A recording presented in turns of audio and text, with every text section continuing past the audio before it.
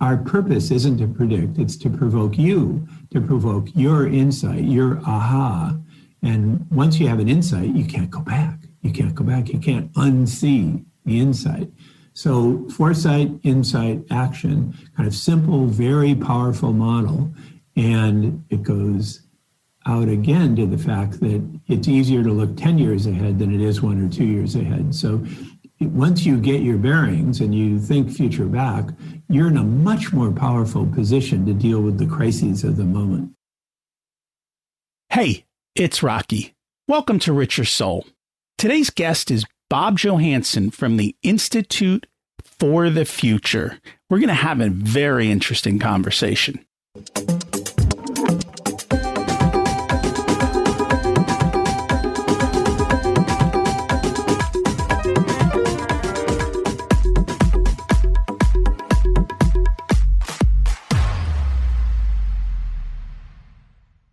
Imagine it's 12 months from now, and you've achieved your major life goals. How does it feel to be in the best shape of your life? To wake up energized, excited about the day? To have great relationships and friends who support you and propel you forward? How does it feel to have an excess of money, to be able to make the choices you want?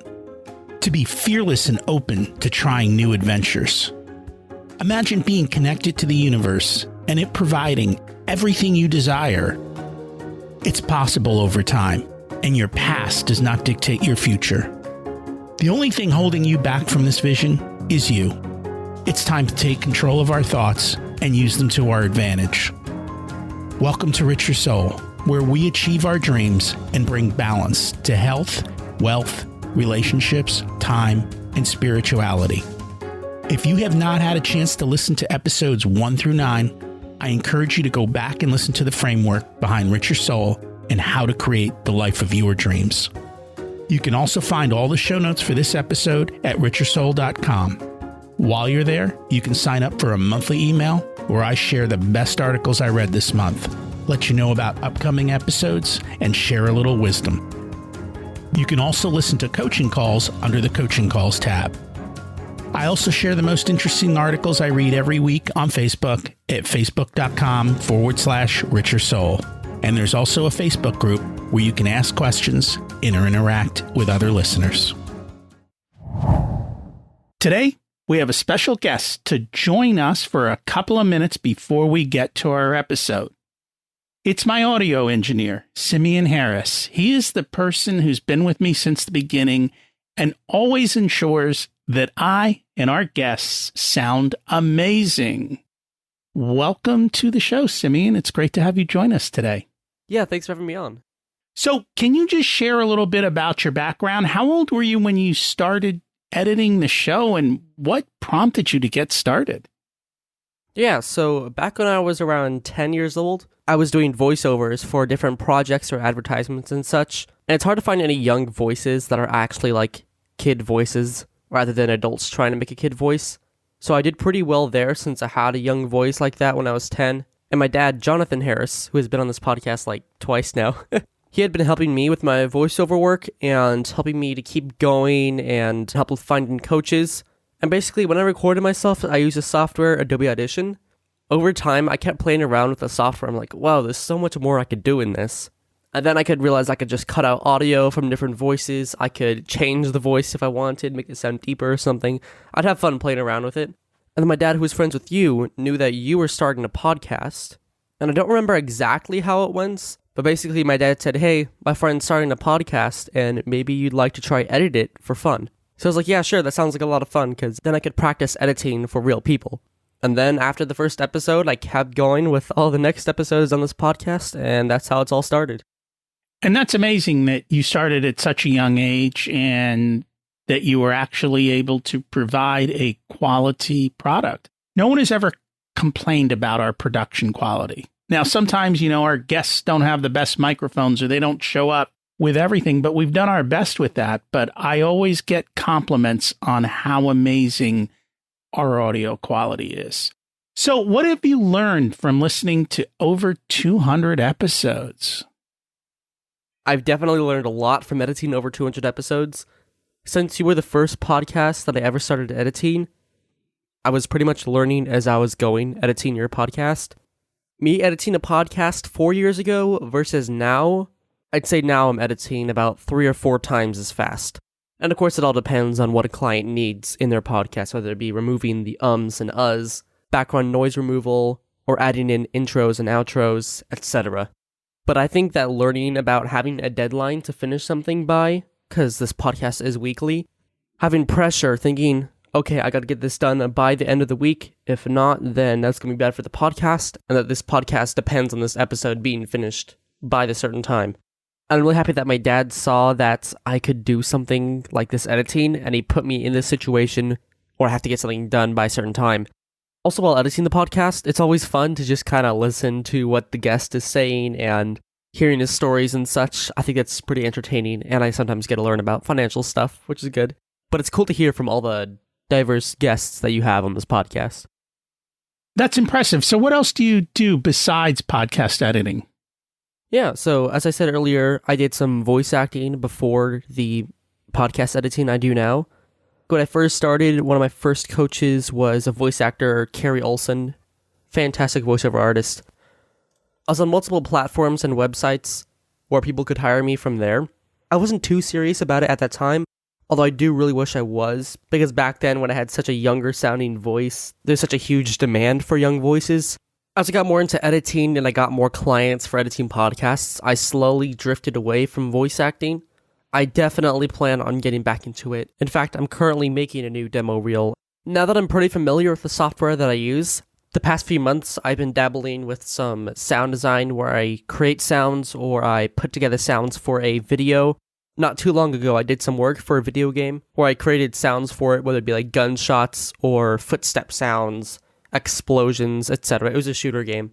So lately I've been very interested in sound design, whether it be creating the sounds or cueing sound effects to a video.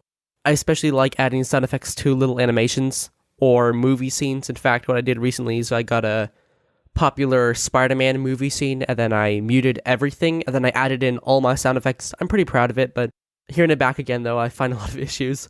But basically I would insert all my different sounds for it, whether it be he's running around, I'd add those footstep sounds, or if he's zipping up his jacket, I'd add that little zip sound. And anyways, so yeah, that's what I'm doing as of lately. I also just got my website up, so that's pretty exciting for me. Also, through editing, I learned pretty much everything on YouTube, actually.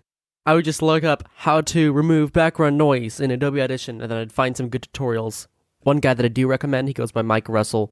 He does a lot of Adobe Audition tutorials, and I learned a lot from him. So yeah, I pretty much learned everything through YouTube. It is amazing what you can learn on YouTube these days. Whenever I need to fix something, I usually go straight to YouTube, watch the video, and fix whatever I need to fix and get on with that. And your dad was on back in episode 16, if people want to kind of hear the backstory and learn how he has helped you. And how many brothers and sisters again? 3 sisters and 5 brothers. So yeah, there's a total of 9 of us. Yeah, so there are 9 of you. And he's got a lot of you just learning your natural talents and getting started. If people would like to connect with you and use you for some of your services, how can they do that? You could hire me at quellaudioediting.com. If you scroll to the very bottom of the page, you could see that you could fill out a form to email me. Just fill in the info on whatever you need, whether it be inserting intros and outros, needing music, removing ums and uhs, removing background noise, anything you might need. Just fill that all in and I'll respond with a quote as soon as possible. So that's quail as in the bird, quellaudioediting.com. And that is cool. And we have never missed a week. We have delivered consistently for well over 200 episodes. So congratulations on that. And thank you so much for joining us today. Okay, let's get back to our regular scheduled programming. Today we have 2 quotes. The first is from Bill Gates. We always overestimate the change that will occur in the next 2 years and underestimate the change that will occur in the next 10. Don't let yourself be lulled into inaction. We're going to talk about the future today and how to evaluate the changes of 10 years. Our second quote is from Soren Kierkegaard. Life can only be understood looking backwards, but it must be lived forward. And we're going to cover that today as well, as we look and we try and figure out what are the future trends and what can we expect. We're beginning the 5th year of the podcast, and to me, that's just amazing. I never knew what to expect and where this was going to go, and I have grown so much over this time, just from my interview skills and the prep and how I do things. And I'm just so thankful that I started all the way back those years ago in 2016. Last year, the theme was Vision 2020, Have Clarity. And it's clear we had no idea that this is what we would face. You got to learn to pivot. 2021 is going to be an amazing year regardless of what happens in the world. I know I control my destiny and I take tiny steps towards the amazing life I choose to lead. Let's get to rolling with our guest. Bob Johansen is a distinguished fellow at the Institute for the Future, the world's leading futures organization, where he served as president from 1996 to 2004. He's written 10 previous books on leadership and change management, including the best-selling Leaders Make the Future and the Reciprocity Advantage. And he led workshops at global corporations like Intel and P&G, as well as many universities and nonprofits. Today, we're going to learn about the future. Let's meet our guest. Welcome to Richer Soul, Bob Johansen. It's great to have you join us today. Great to be with you. And I'm excited about the conversation because thinking about the future is something that in the past has caused me a lot of stress because I like certainty. And we're going to talk about that today. It's been a hard one for me to get over. But let's start at the beginning. What was it like when you were growing up, and how much did your family and school teach you about money? Got it. So I grew up in a small farming town in the Midwest, just west of Chicago, called Geneva, Illinois. And at that time, it was a farming town. Now it's a designer suburb. But I was in a high school with just 100 kids in the graduating class. And my dad was a milkman. So he taught me to get there early, and he got up early. He did everything early. He ran his watch 7 minutes fast. And I learned about money through him. So it was really a very tangible experience of a small business person who just was himself, he actually delivered the milk and had one other person working for him. And my first job was going on the truck with him and getting up early and delivering milk. And there were some people who paid their bills and some people who didn't pay their bills, and kind of learned about the kind of money transactional side of life in a very tangible way.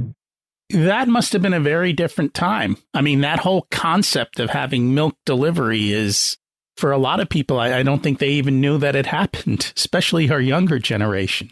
Well, it's crazy because it's actually coming back now. So we're getting so many things delivered at home now with the COVID crisis, including milk for some people. But it is a big switch. He was very focused on customer service. He was very trusting. He gradually got into vending machines, first milk vending machines, and then, candy and soft drinks and stuff like that. And he was so trusting that at holiday time each year, he had milk machines in the factory. He would set it for free and say, Merry Christmas, Happy Holidays from Randy. For the next 24 hours, you can get drinks out of here for free. And he did that. And then he kept track about how many drinks people took. And it was about the same as on a typical day when they were buying. So the people knew him so well that they didn't take advantage of him. And that's, I think, a big part of life is to build that trust and to constantly show up in that sense. And as we become more disconnected, I think that becomes harder to do. And we'll dig into a lot of that as we go through talking about the subject today. I heard an interesting part of your story, and it's about how you got a certain amount of clarity, which was you actually played basketball against Kareem Abdul Jabbar. What did that teach you? Well, it was very humbling. I was at this small school, as I said, but we were a really good basketball school. So in those days, small schools played big schools, and we went to the state finals and lost to a very large school from Chicago, Carver, which was a much better team. But we made it to the state finals, and I had a really good game at the University of Illinois in the new Assembly Hall at that time, where they still play. And got a scholarship to Illinois. So I was able to play in the Big Ten. I wasn't a great player, though. I was a marginal player. Sometimes I'd start, sometimes I wouldn't. But I had a memorable, life-changing kind of epiphany experience in the old Chicago Stadium, 20,000 people. And we're playing against Kareem Abdul Jabbar, then called Lou Alcindor. He was just a sophomore then. And I was standing next to him at the free throw line and just kind of looked up and tried to talk to him. And I realized that I needed a different career, that I had gone as far as I could with this one. And in that game, I actually got 20 points. So I thought, wow, I got 20 points against UCLA. They were number one in the country. But he got 45. He got 45. And I knew I needed another career. A big part of where I think people struggle is figuring out their fit in the world, meaning what skills do you have? What is your natural talents?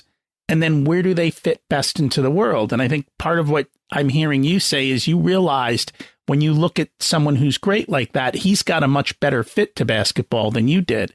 And being self-aware enough to accept that is probably must be why you must have been a wise young man, I guess. Well, it was so painful at the time. I mean, it was not easy at all because that was my identity then. I was a basketball player. And, in Illinois, basketball players are revered. So it was hard to give it up. But it was just inevitable. And, I got to meet Peter Drucker, the great management guru, a couple of times late in his life. I talk about this story in the new book, actually. And what he says is the first half of your life, you need to do many different things and work with many different kinds of people because you don't know who you are. And then the second half of your life, you should only work on things you're passionate about and only work with people you love to work with.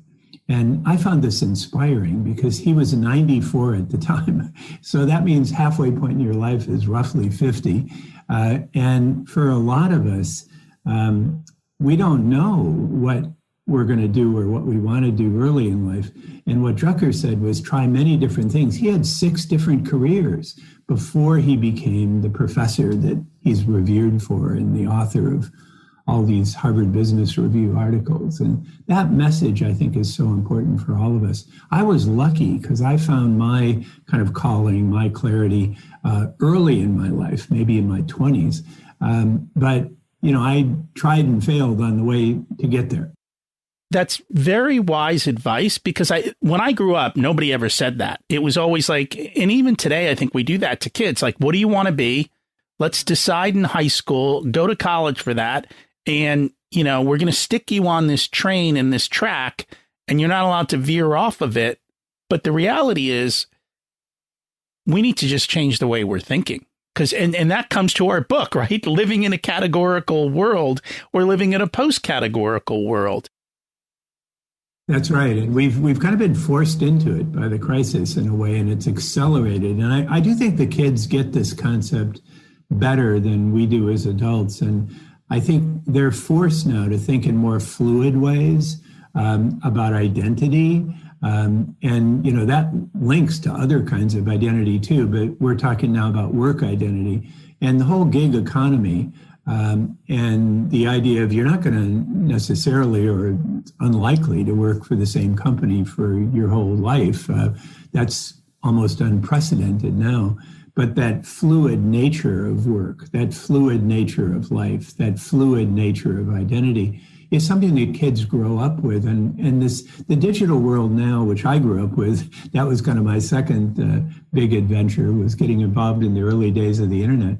And in that growth, it became clear that digital connectivity was going to lead to lifestyle flexibility, going to lead to fluidity, going to lead to lots more options on a global scale than what I had as I was growing up as a kid. And that's true. We have a lot more options. And so you need to be able to think differently. A lot of what I'm hearing people say today is spend your 20s having somebody pay you to learn skills. In other words, figure out what it is that you want to learn and then figure out who will pay you to learn it instead of paying to learn. I don't know if you've read the book by David Epstein, Range: Why Generalists Triumph in a Specialized World. Oh, yeah. No, it's one of my favorite recent books. And, I think he's got it right. And I do think that range, that ability to think, I call it full spectrum thinking, but it's that ability to think across gradients of possibility without getting stuck in this kind of categorical thinking of, growing up, playing out your life through other people's categories. And you made another pivot. You went to Divinity school, but you went as a skeptic, which is kind of interesting. And it's interesting that they were actually looking for skeptics at that time. Can you shed a little light on that? That was pure luck, or maybe synchronicity. But anyway, I was finished with my basketball career. I was not good enough to be a pro. I had some offers to play in Europe and play different places, but it was all marginal. It was clear that I was at the end. So I got a scholarship, a fellowship to go to Divinity School, and it was the same Divinity School Martin Luther King went to, which at the time was not too far from where you are in Harrisburg in Chester, Pennsylvania. And it was the Divinity School Martin Luther King went to. And I got a fellowship there, and they gave out a few scholarships a year to people who were skeptics about religion, who were not committed to the ministry, who were interested in the spiritual side of life, interested in spiritual inquiry, but not committed to the ministry or to any particular faith. So I went in and I was just there on a look and see basis, but I loved it. It was my blossoming as an academic, and I became the scholar I didn't realize I was. And I became the research assistant for the Old Testament professor there and sat in his book-filled office and kind of learned what it was like to be a scholar. And it was life-changing for me, and ended up finishing the degree. So I actually have the academic degree to be ordained, the Master of Divinity, but I've never used it. I've never been ordained, and really am still not an advocate of any brand of religion. I'm just a humble student of the impact and the possibility of religion and of faith and of spirituality. And that kind of led you to the path of being a futurist. So what exactly is a futurist? Yeah, that was really interesting too. So while I was there, I got a chance to be a research assistant for a conference on religion in the future. And this was a really big deal at the time. It was a world gathering of people thinking about the future of religion. This would have been, 1969, something like that. And they brought all the folks in, and I literally got to carry the bags for the world's leading futurists. And I remember running out under the helicopter blades of Herman Kahn's helicopter. Herman Kahn was the famous futurist from Rand who wrote the book called The Year 2000. This was way back in the 1960s, and was very prescient and very much involved in that early stage of the futures movement. So I got extremely excited about that and had a chance to go to Institute for the Future, which was one of the landmark institutions that spun off of Rand at the time. They were founded in 1968. And I got to go there in very early days in the mid-70s when they had a grant to study the early internet. So my moment there was realizing that by hanging around with the world's leading futurists for 3 days and just sitting at their feet, really literally, and carrying their bags, I just said, "Whoa, that's what I want to do," and somehow I figured out how to do that and made my way to Silicon Valley about 5 years later, before Silicon Valley was called that, and was able along the way to get a PhD at Northwestern. And when I went to Northwestern, I thought, "Gee, I'm going to be a professor of sociology of religion." But then the internet happened, and I looked at all that connectivity, and I said, "Whoa, this is a game changer. This is really a different deal."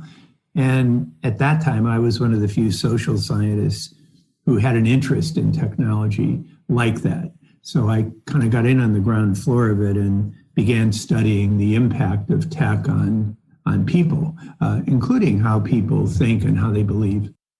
Just out of curiosity, how close to the vision that he had of the year 2000 was the year 2000? This is Herman Kahn. Yes. So his vision was of a very high-tech future, and I think he got that right. So he saw tech really early. His vision was of an international structure that connected, and he got that pretty much right. Where he missed it was, I think he missed the implication of the internet in terms of hierarchy. He was a top-down thinker. He was one of the early advocates of the Vietnam War, which turned out to be, I think, a major disappointment on so many fronts. And that was the beginning of the transformation of the army, of the military, from command and control to what they now talk about as mission command or commander's intent, or flexive command is my favorite current term. And what happens with network connectivity, and Herman Kahn pretty much missed this part. What happened with network connectivity is you're creating a network, a global network now, that has no center, that grows from the edges, and that can't be controlled. So the principle here is essentially anything that can be distributed will be distributed. So hierarchy doesn't go away, but it's not command and control hierarchy. It's being very clear where you're going, very flexible how you get there. And this gets back to the distinction that you opened with, Rocky, about the distinction between clarity and certainty. In this kind of world, you need clarity to thrive. You've got to be very clear about direction, but very flexible about execution, because the organizations and the connectivity are much more shape-shifting. They're not command and control. And I think this was maybe the big miss of the Herman Kahn book, The Year 2000, is he saw the tech, but he didn't see the distribution and the radical distributed nature of our connectivity now. And that it has become. I mean, we're essentially living in a world where anybody, anywhere has access to more information than at any time in history, and the ability to essentially access the world if they choose to do that. So let's That's get right. And there's more than we can absorb. Yeah, there is. That's my struggle. I struggle with, because I love to learn, which creates a major problem. Clarity filters. We all need clarity filters, and some of those can be digital, and some of them have to be human. That they are. What inspired you to write the book, Full Spectrum Thinking: How to Escape Boxes in a Post-Categorical Future? So that's the new book. It just came out right during the pandemic, and it's the third book in a trilogy that I didn't realize I was writing until I was done. And the first book started right at 9/11, when I was introduced to the Army War College right near you in Carlisle, Pennsylvania, near Gettysburg. And I just happened to be there with a group of senior partners from Deloitte and some CEOs. And we were lectured to, and we were introduced to this concept of the VUCA world: volatile, uncertain, complex, and ambiguous. VUCA. And then, of course, 9/11 happened, and the world changed. And I got intrigued with what could I learn from the military, because I was not a military person at all. And, I grew up during the Vietnam period, and I was opposed to the Vietnam War. And now things are very different, just very different. And I've learned so much. So I started bringing executives there, and I've hosted maybe 15 of these visits where I bring CEOs and top executives to Carlisle, and we do a staff ride on Gettysburg Battlefield, and we work with military historians, we work with the war gamers, and we learn about strategy, we learn about the future, essentially. So anyway, that caused me to write my first book in the trilogy called Leaders Make the Future, which was about skills. That book was very successful, went through 2 editions, but I realized in talking about it that we need more than skills. We need literacies or practices that wrap the skills together. So I wrote a second book called The New Leadership Literacies, which also did very well. And then I realized that it isn't just skills, it isn't just literacies, it's actually mindset. It's mindset. It's the way we think about life, the way we think about leadership, the way we think about strategy. That's what's so important. And then I wrote the book called Full Spectrum Thinking. And I realize now, and the COVID crisis has just made this all the more apparent. The book is so well timed to the current crisis, which I certainly didn't plan, although we had pandemics in our forecast since 2009, so the pandemic itself was not a surprise. The timing, of course, was, and nobody predicts those. So what we have with the new book is the mindset that will be needed to thrive in this crisis period, in this post-crisis period, assuming we do get post-crisis. And it's a mindset where we can think about the future across gradients of possibility to seek clarity, but resist certainty. And that was going to lead into my next question, is because you do say that the world is going to reward clarity, but punish certainty. What did you really mean by that? Well, certainty is brittle, and brittle breaks. And in a crisis like we're in right now, the present is so noisy. It's so noisy, and it's so frighteningly noisy. And there's always somebody who can kind of move in with a simplistic interpretation of what's going on and state that with certainty and say, oh, no problem, I got that one handled. It's usually a political leader or a religious leader. And here, Rocky, I'm a futurist. I'm a humble futurist. I work 10 years ahead. That's where I live, is 10 years ahead looking back. I'm not an expert in the present. I don't talk about politics. But what I can see around me is there's this quest, this urgent need for certainty in the midst of a crisis that has very little certainty. So what we need to do is seek out the voices of clarity and resist the voices of certainty, because certainty is too brittle and brittle breaks. We need adaptability, we need flexibility, but we do need clarity. And again, we want to be very clear about directions, very clear about values, very clear about intent, but then we need to be very flexible about execution. So we need to be both humble and strong. And what we see now, I'm afraid, so often in the present is we see people who are certain but not clear. And that's very dangerous. I find a lot of people have a lot of trouble with clarity. Most people don't know what they want and where they're going. And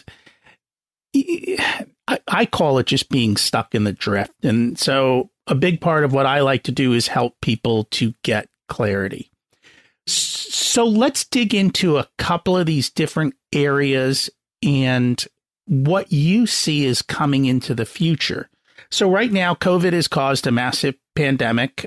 The government has printed money like never before at a time that we already had a lot of underlying weakness in our economy.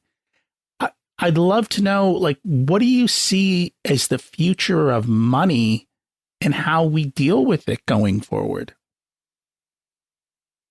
So I think the future of money is understanding assets as well as transactional currency. So what's happened in our economy is we've created this radical rich-poor gap, which is actually getting much worse with the COVID crisis. So there's the think tank where I work, Institute for the Future in Silicon Valley, has a lab that's just focused on equity, Equitable Futures Lab, it's called. And they did research just before the crisis, and roughly half of Americans before the crisis had zero assets. Now, that's very dangerous because people not only need a job, they need assets. And if you go back globally to the work of Thomas Piketty a few years ago, the French economist and historian, he has argued that that's just gotten worse over the last couple hundred years. And wages have not risen nearly as fast as assets. So I think what has to happen coming out of this is we need to rethink not just money, not just jobs, not just transactions, but we need to rethink value and values and social assets. And you're starting to see this. Larry Fink's quotes from BlackRock about not just shareholder value, but social value.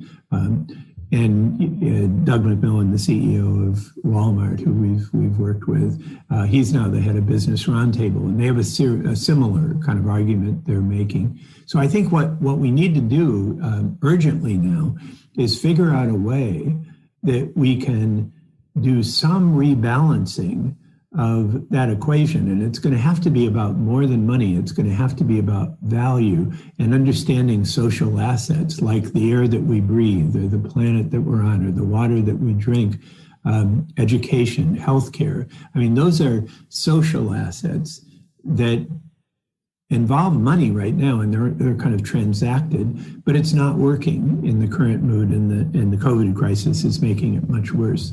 So that's the challenge that we face, is developing clarity around that. And then in the new book, I talk about the three biggest threatening clouds over the future, and one of them is the rich-poor gap. That we have to face up to that somehow. Because if we don't, it's just very dangerous in the long run. And that's one of the things that's changing, and I've been reading about, is the government pushing towards universal basic income. But what people aren't talking about, and part of the reason behind UBI, is it causes inflation, which allows you to inflate away the debt, which is the problem underlying all of this. And yeah, I don't know how you solve that problem. I don't know if it's an educational type of thing, or changing societal values is a very difficult thing to do, because most people are they're stuck in categories, right? I don't want to give up to allow someone else to have a chance to survive. But I think people need to realize it is not a win-lose game. They've got to have that mindset shift of, we can all win overall in time if we make the right choices. Yeah, so I'm not an economist, and I'm not an expert in the present. so I'm not here to advocate for UBI or any other specific solution. I'm a humble futurist looking 10 years out and working back. And I'm just saying, this isn't sustainable. We need to work out something that's different. And I don't think it is a problem you can solve. I don't think it's solvable. I think it's a dilemma, a problem that can't be solved, but it won't go away. And it's going to get worse if we don't do something. We can make it better. And that's the challenge. Future back thinking, I think, is a big takeaway for this. I know in your show you want takeaways, and one of the big things that helps us in a crisis, but we just don't realize it, and it's so hard, is think future back instead of just present forward. Because in a crisis we get stuck because the present is so noisy, we can't see where we're going. But if you look 10 years ahead and say, well, where do we want to go? What's our clarity? And then work backwards, you can get a much more clear idea where things are going and make your choices.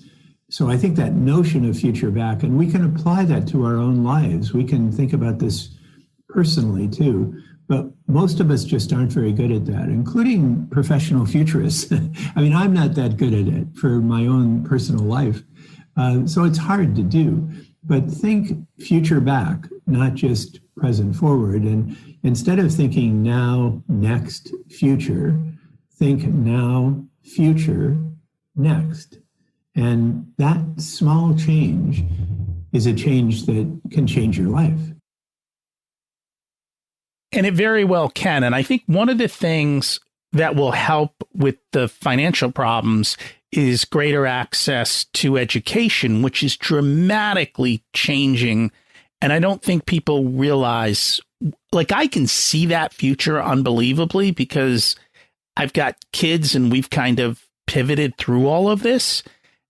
And we talked about it when we were chatting before we started recording about the book Ready Player One, where the future of education is completely online and completely immersive, that it's much better than sitting in a classroom and being bored out of your mind, listening to stuff that you can't feel or touch or understand.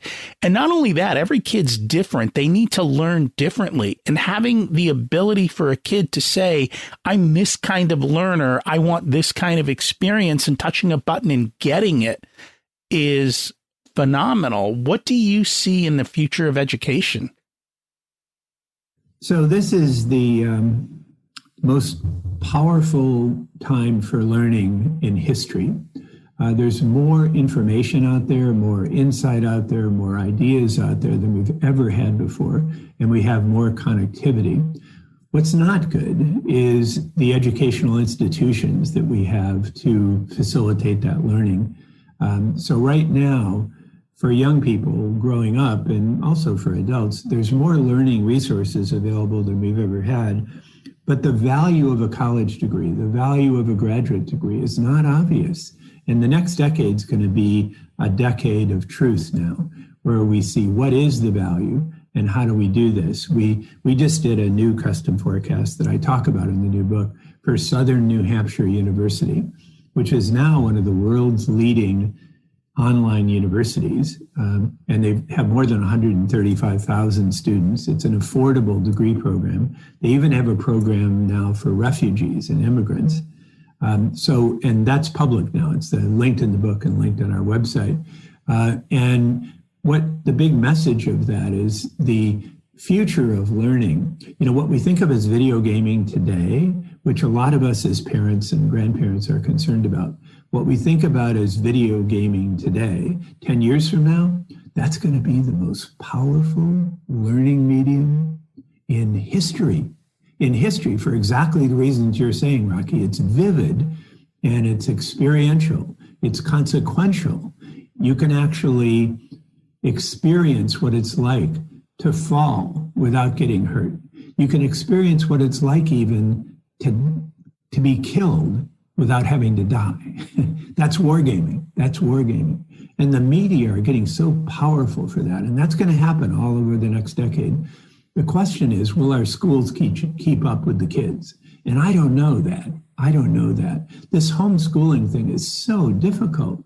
It's so difficult now for so many parents and so many teachers and so many institutions.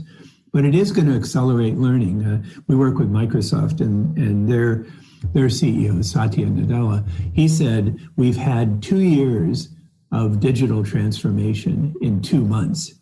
2 months. So it's amazing how much acceleration we've had during this period. And that could, in the long run, be a really good thing. And it could, in the long run, benefit learning. And it could, in the long run, benefit clarity and ability to kind of rethink and rebalance and reimagine where we're going. And that's true. In a lot of parts of life that I've grown up in, I was behind the curve on a lot of different things just because society changed and I was brought up with one set of ideals. Education's one where I feel like we were on the other side of the curve. I have 2 teenagers, and my daughter came to me in the middle of 10th grade and said, this education system isn't working for me. And she convinced us to let her walk out of school, design her own curriculum, and go learn the skills of learning how to learn and learning how to figure your way out and create your own path without having to follow what you're told you're supposed to do. Because our school curriculums are 120 years old, maybe 140 years old. And yet we're going into a whole new future teaching kids for the last century.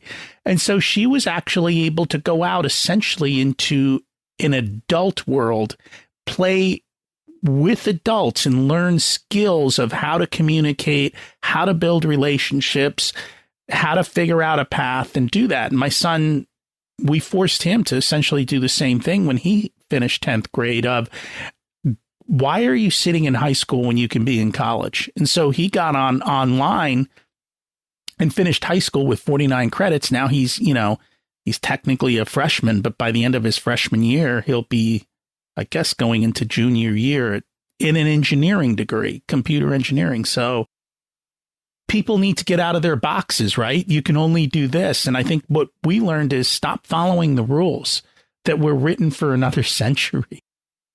Yeah. And there's a much more open marketplace now and acceptability for that. And this is full spectrum thinking applied to education and to learning. And that's very true.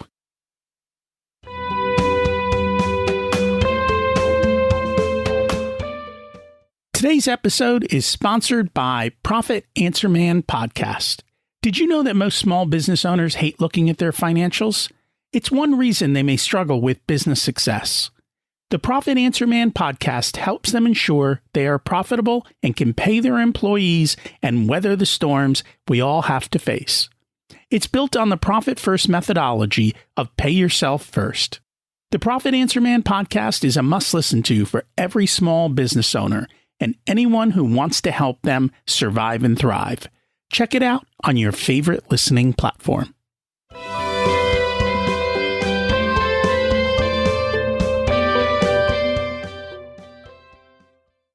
Let's chat a little bit about the future of healthcare, because right now healthcare is all designed around sick care. There is zero healthcare for wellness, essentially. Like, no insurance company will pay you to stay healthy. Right? They'll only pay when you're sick. What do you see as the future of healthcare? Well, it's getting better. For example, Kaiser will pay you to be healthy. They've got a program called Thrive. That's the largest scale. It's mostly West Coast, but it's an HMO, basically a health management organization. But there are a few of those now. Where they do reward healthy behavior. But you're exactly right, Rocky, that in America, when we say healthcare, we really mean sick care. And what we really mean beyond that is we're really good at heroic end-of-life care. So we're very good at extending lives, which perhaps shouldn't have been extended in the first place because it's so uncomfortable and so undesirable. But we're not good at preparing people for long lives. And in the new leadership literacies, I've got a breakdown of 4 different approaches to creating and sustaining positive energy, which is really healthy living practices. And there's an East Coast approach, which is more programmatic and kind of based on gymnasiums and based on eating and nutrition. It's called the Corporate Athlete, which is scaling now. It's actually owned by Johnson & Johnson. There's a West Coast model, which is all online and all supported by individual videos. It was created by the former chief medical officer of Google, Kelly Traver, the physician. And then I talk about Blue Zones, which is spread across the United States pretty well recently. It was all based on a study that a journalist, Ann Butner, did 10 years ago for National Geographic about the places on Earth where people lived the longest, happiest, healthiest lives, but died the quickest. And, isn't that what we all want? We want a long, healthy life, but we don't want a stretched out death that's uncomfortable and just awful for everybody. It's better to die in your sleep. So the Blue Zones effort is really interesting, and they have new research now that just was released that suggested they looked at zones all around the world, and what they said was for people who have a purpose in their life, they can live up to 7 years longer. For people who live in an organization and work in an organization with a shared purpose, you can live up to 14 years longer. So isn't that interesting? So purpose-driven companies, purpose-driven people live longer, are happier, and are healthier. So I do think there's a lot of optimism about this next generation of health and wellness, and it's not limited by our constraints here in the U.S. of, HIPAA laws and the structure of sick care. That's a big issue, is how we go through the transformation. But there's a marketplace for fitness. So probably half of your listeners this morning, this afternoon, this evening, they are wearing some kind of body sensor, Fitbit or Apple Watch or some kind of body sensor. 10 years from now in your podcast, everybody will be wearing a body sensor if they want one, and half of us will have embedded body sensors. So we're going to have the tools to make much healthier decisions over the next decade. The question is, how do we manage that? And, is that viewed as a social asset and not just a commercial transaction where rich people get better health and wellness than poor people? And I think health and wellness, and a lot of people don't talk about this, it comes down to the right fuel. So if we can have the right fuel at a reasonable cost, everyone will have the ability to do that instead of poisoning ourselves with a lot of the boxed food that we have to deal with today. And so making that shift. So it's interesting you saying having a purpose and then working for an organization that has a bigger shared purpose that you believe in allows us to live longer. What then happens to the future of retirement? I'm not sure. Life extension is a kind of whole subject in itself. and I'm not an expert in that either. I'm not an expert in anything except looking future back, big picture. I'm pretty good at that. But life extension, I'm optimistic about. I think it's going to happen gradually. And I think it does have societal implications about life extension if it's scaled. Right now, I don't think that's a pressing issue. And right now, it probably makes the rich-poor gap even better because, or even bigger, not better, actually worse, but bigger. And I do think life extension kind of plays right into the rich-poor gap in the wrong way. You've got a lot of extremely wealthy people now who are interested in outliving the pandemic and protecting themselves and lasting longer. So it's another dilemma, but I do think the large wave of change is toward being healthier and living longer lives. I don't personally think that's going to happen dramatically. I think it's going to happen incrementally. And I think it's going to happen in a very jagged way in terms of who takes advantage of it. Because right now, the methods of life extension are not comfortable. If you follow the principles of the life extension futurists, it's not a very comfortable way to live. So I don't think a lot of people will be making those choices, but some will. Because I listened to Abundance 360, and one of the things they talk about is living to 150, and we're so close to that. And I think a lot of it is through using technology to see where you are now and make changes in your current state. Sure. It seems hard to believe. We've got the data now to make healthier choices. The question is, will we use that data to make those choices? And do you know what those choices are? People already know what's good and bad for them, and historically we haven't made good choices. Probably true, yeah.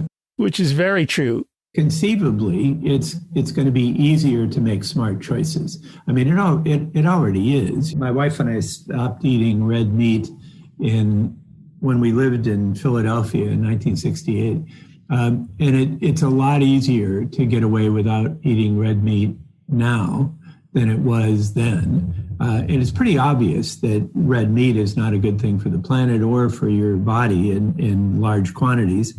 And and that used to be a much more difficult choice. It's quite an easy choice. We live on the West Coast. There's many options, at least at the moment. Tremendous amount of options. So let's kind of take a step back. And you went through Divinity School. What is the future of religion? Because I know many religious organizations are struggling with membership and declining numbers and changes going on in the world. Do you have any idea of what does the future of religion look like? Yeah, I do. It kind of depends how you define religion. My favorite definition of religion is meaning making. And institutions and religions and churches and cults and sects all help us make meaning. I don't think meaning making is going to go away. And I think it's going to become more important, especially in these crisis times. And the challenge, I think, is how do you build that meaning making into religions and organizations and institutions. In the new book, I've got a last chapter on broader spectrums of meaning, and I cite the work that Casper ter Kuile did for Harvard Divinity School, and now he has his own book on daily rituals. But again, those are cited in the book and on the book website from Harvard Divinity School originally. And what they argue there, what Casper argues, is that we're seeing a wider variety of religious experiences and religious expressions, and link that back to what I said earlier about purpose and meaning. So I think the purpose of work in the higher sense is to provide people with meaning. So you have to have a purpose, which people believe in. And that's easy if you have a company that's doing something that you personally believe in and you're committed to that. That can provide that sense of meaning.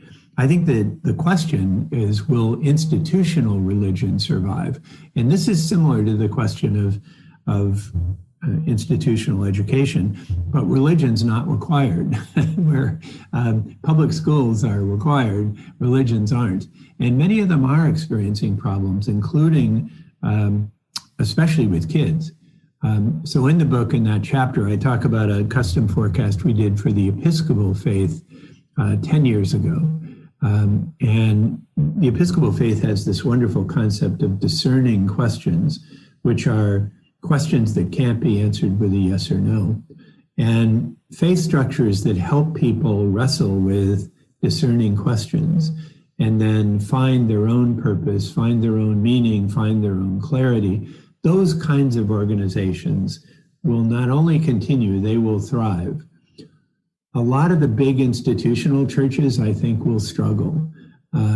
And because they're not adapting to the kids, they're not adapting to the technology. So I think there's a bright future for meaning and purpose and clarity seeking.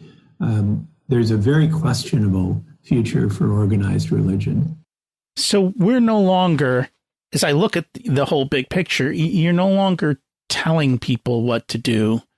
You're essentially giving them the opportunity to figure out what they want and how they want to live, and then go out and follow that path and live that life. Just understand it may not be the path you think it is, right? Because we do have an uncertain future. So be willing to pivot and change, but have clarity on who you are and what you want out of the one life that we have. Exactly. And the principle I teach in the book is foresight to insight to action in a rolling way. So I don't predict the future. Nobody can do that. I do forecasts, which are plausible, internally consistent, and provocative, usually looking 10 years out and working back. We're usually right. We're the longest running futures think tank in the world.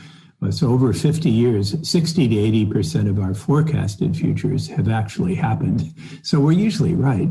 But our purpose isn't to predict, it's to provoke you, to provoke your insight, your aha. And once you have an insight, you can't go back. You can't unsee the insight. So foresight, insight, action, kind of simple, very powerful model. And it goes out again to the fact that it's easier to look 10 years ahead than it is 1 or 2 years ahead. So once you get your bearings and you think future back, you're in a much more powerful position to deal with the crises of the moment. So that begs the question, what do you see as a provocative forecast for the future 10 years from now that many people may not be thinking about? Well, there's a lot of them, and that's why scenarios are so important. Another big threat out there is global climate disruption. So most of us have not thought through the path we're on with regard to climate. Pandemics are directly linked to climate disruption. So this pandemic, this novel coronavirus, this is linked to a zoonotic exchange from animals to humans, as best anybody can tell. And it's likely we're going to face rolling versions of the rolling risk of those pandemics going ahead. So I think the big future we need to start anticipating is that future of climate disruption, and again, thinking future back. And in this case, we probably need to think beyond 10 years. We probably need to look out 50 years and work back. We're not good at that. We're not at all good at that. So that's the big picture one I would put on people's radar screen, is we need to start thinking in a disciplined way. And this is not a political issue, although it's become one in this country. It's not political. It's not religious. There's conservative religious people, there's liberal religious people, there's Democrats, there's Republicans. We all have to get together on this one. It's not about politics. So that's a big one. But let me give you a specific one that may be more tangible for people. 10 years from now, there will be sensors everywhere. They'll be very cheap. Many of them will be connected, and some of them will be in our bodies. That's just obvious 10 years from now. So if you take that and say, okay, that's obvious. We're going to have sensors everywhere, very cheap, very connected, some of them in our body. That's obvious. Think future back. What does that mean for me? What does that mean for my business? We're all going to be in this. So it means we have to get ready for that and ready to take advantage of those things. And that, I tell people a lot, create time to think, get out of the daily hustle and bustle, think about your life, think about your business, think about your goals and your family, and spend some time on that instead of being stuck on the hamster wheel. Yeah, definitely. So we always like to have an action step for people. What is something people can do this week to take a step forward in their lives? So the future's already here. It's all around us. It's just unevenly distributed. William Gibson, the science fiction author, first said that. The future's already here. It's just unevenly distributed. So what you can do is to track that unevenly distributed future that's all around you. So every week, write down one signal, we call them, and it describes in the book how to collect those. One signal, because they're all around us, and develop a discipline of collecting those signals, and write down each one of them, or type it down, or keep a little database of what are those signals all around you. And first of all, ask, what is it? And be very specific about the what. And then say, so what? What is the so what that comes out of it? And go from there. So that's one thing I would suggest. Create a discipline of tracking signals. And what that'll do is help you develop your skill in thinking future back, not just present forward. And that kind of, I guess, especially for young people, if you can get ahead of the learning curve, it will catapult you to the top, because you're learning before it's time to learn and you're seeing forward, and getting ahead of the curve is probably a tremendous benefit, especially at any point, I guess, in life. But your outcomes are astronomically different if you do it when you're younger. Definitely true, and it's basically it's future readiness. We can't be future proof, but we can be future ready. Very true.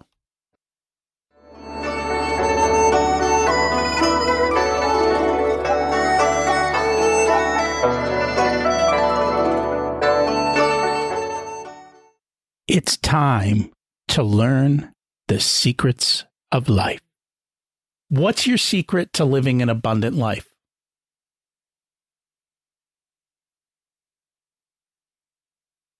Be very clear about your direction and create rituals around yourself that remind you of that direction. But be very open to how that direction gets played out. So life is full of surprises, and you've got to be flexible about how you pursue that clarity. Wise advice. Have clarity on where you're going. Be flexible on how you get there. Right, and resist certainty. So, seek out people in your life who are clear, but avoid people who are certain. Interesting. What did you learn later in life that you wish you would have learned sooner? I think the value of listening to kids, the value of reverse mentoring. So I think as I was growing up, I was viewing expertise as something that comes with age and something that comes with experience. And I think that's true in a limited way. But there's also a lot of insight, a lot of excitement that comes with youth. And I think kids are becoming more important, not less. So one of the most powerful things you can do is developing a reverse mentoring program. And I wish I would have gotten that earlier. My wife and I were married 12 years before we had kids, and we both got established in our careers before we had kids. And that helped in a way, and it was the right thing for us to do. But it may have delayed my ability to see the value in young people and how they think. So I'm very respectful and very optimistic about kids if they have hope. And I'm particularly interested in kids growing up with digital abilities that I didn't grow up with. Even though I did grow up with the internet, I didn't start as a kid. And that's an area we didn't touch on is all of the things going on in the digital world and how it's shaping them. Kids have the ability to ask why a million times, and parents, unfortunately, don't take that opportunity to maybe explain why, but then also to challenge themselves of, why is that true? Why did we come to that? And maybe we need to look at the world a little bit different. Yeah, and that's where you can go there together. So one of the things I know a lot of parents are concerned about video gaming, and they try to just limit screen time. What my advice is to go there with your kids and help them make smart and moral choices, but learn from them. So don't just turn them loose on video games, but don't use screen time either. That's a really obsolete measure. And 10 years from now, everything's going to be a screen. So the real issue isn't screen time. The real issue is, what are they doing in the medium, and how are they communicating? How are they using it? And that's true. My son lives on screens. I mean, that is his life. And I'm like, all right, if you're going to play video games, at least go win some money. It's a sport now, right? Go bring in some bucks and be good at it. Don't just play for fun. Do it to improve yourself and make yourself better. And so we don't even worry about it. If you were to give an 18-year-old one specific piece of wisdom, what would it be?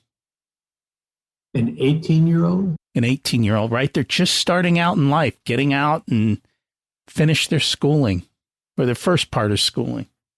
Yeah. So my advice would be avoid commitments and explore alternatives. And this is one of my big concerns about post-COVID is I don't know how easy it's going to be for kids to travel and to have expansive experiences. And I think while you're young is the time to be traveling the world and learning about what's out there. And it's going to be harder and more dangerous in the short run. But my advice would be, don't make commitments. So avoid, things like marriage and kids and mortgages. If you have them early, that severely limits your choices later. And I'm not against kids and houses and stuff like that, but wait on that. Wait till later, and explore as many alternatives as you can, and don't worry about commitments to a field. Don't worry about a career and stuff like that. It's the Drucker argument. Do many things, work with many different kinds of people, because you don't know who you are. But once you find your calling, then run it. And if you're lucky, you'll find it early, and more likely you'll find it later. And I think that's one thing school lacks, is they don't help kids find their purpose and understand what their valuable skill sets are and how to appropriately develop them. Yeah, some schools, I think that's probably right, even most schools. But some schools do a good job of it. So, find one of those that does. Well, and then you have to be intentional. You can't just say, hey, this is the public school in my neighborhood. This is where I send kids. It's okay. No, it's hard. If people would like to learn more and connect with you, what's the best place for them to do that? So the book's called Full Spectrum Thinking. Full Spectrum Thinking. You can just Google it. It's on Amazon. I narrated my own audiobook this time. So if you enjoyed listening to me, you can have a lot of that through the audiobook. And it's available to all the channels on Audible and other on iTunes and all the usual channels. The Institute for the Future, it's Institute for the Future, IFTF.org. We're an independent nonprofit. We do training to teach people how to become futurists. And those are on our website. And there's many more links on the website to the books and the previous books that I mentioned and the other resources that the Institute has. All the proceeds from my books go to the Institute's nonprofit leadership development programs. And I will put links to that in the show notes to make it easy for everyone to find you. Thank you so much for joining us today. You're welcome. I enjoyed the conversation. What does the future hold for you? You need to ensure that you have clarity where you are going, the assets to allow you to have the freedom to make the choices you want, and the flexibility to see how it all happens. The choices we made pre-COVID in education for our kids has paid off massively. They know how to learn without someone telling them what to do. I'm excited about the future of healthcare and so many other amazing things that are going to happen. And I think I've given up on retirement, but I'm only going to do the work I love that energizes me, and that's fun. It's 2021. What's your future? Where are you going and how are you going to get there? We all need a Sherpa, someone to help you through the process. Back in episode 177, we had on Mark Delaney to talk about how we are one conversation away from a dramatically changed life. Mark helps people find their purpose. He has that gift. So if you're struggling with this, please reach out to him. I put a link in the calendar to his calendar in the show notes, along with his website. In the meantime, take Bob's advice and look around, see what's happening, and take the time to think about it. In every job I had in corporate, I knew the future was coming, and in most times it was not good. And I didn't know when it was going to happen, but I saw that and I was able to make changes. Many of those companies have disappeared. Trends happen over time, and the signs are there, and they're easy to spot if you look for them. So take the time to look for them. Let's make 2021 an unbelievable year. Thanks for listening. Have an abundant week.